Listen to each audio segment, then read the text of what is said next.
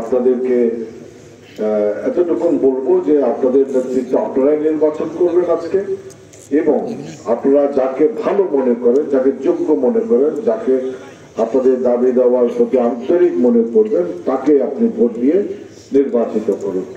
আপনার এখানে কোনো রকমের দায়বদ্ধতা নাই, কোনো রকমের সমস্যা নাই। আপনি আসবেন গোপন ব্যালটের মাধ্যমে, আপনি আপনার ভোটাধিকার প্রয়োগ করে আপনার নেতা নির্বাচিত করবেন। সবাই যে আপনার নেতা হবে, বয়সে বড় হবে তা কিন্তু না। আপনাদের সন্তানের সমতুল্য অনেকে আছে, তাদের একটা সুযোগ করে দেন ভবিষ্যতে এই ইউনিয়নের নেতৃত্ব প্রদান করার জন্য। তাকে যোগ্য করে তুলুন। এই যোগ্য করার ব্যাপারটা কিন্তু আপনার হাতের উপরই আছে।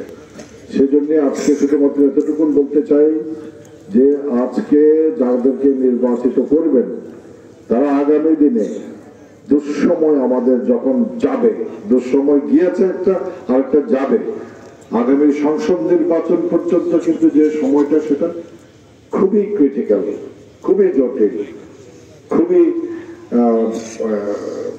ইয়ের মধ্যে যাবে, কঠিন অবস্থার মধ্যে দিয়ে যাবে। তাই এই সময়ে যারা নেতৃত্ব দেবে তাদেরকে কিন্তু একটা বাজে সময় পার করতে হবে। এই হবে দলটাকে কিন্তু সঠিক নির্দেশনায় এগিয়ে নিয়ে যেতে হবে।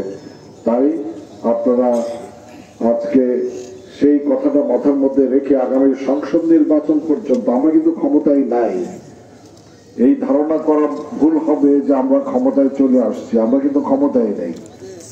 আমরা আমাদের একটা সম্ভাবনা আছে, যদি আমরা সঠিকভাবে দলটাকে এগিয়ে নিয়ে যেতে পারি, ইনশাআল্লাহ আগামী নির্বাচনে বাংলাদেশ জাতীয়তাবাদী দলের সরকার গঠন করবে ইনশাআল্লাহ।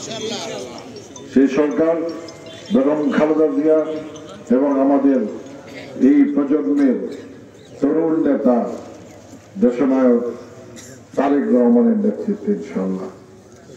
তো সেই জন্য আমি বেশি কিছু বলছি না, আমি শেষ করে দিচ্ছি। আজকে প্রথম অধিবেশন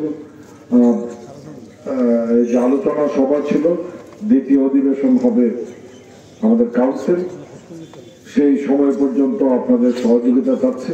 ইনশাআল্লাহ আপনাদের সহযোগিতা পেলে আপনাদের সুচারুরূপে আমরা আমাদের কাউন্সিলটা শেষ করতে পারবো।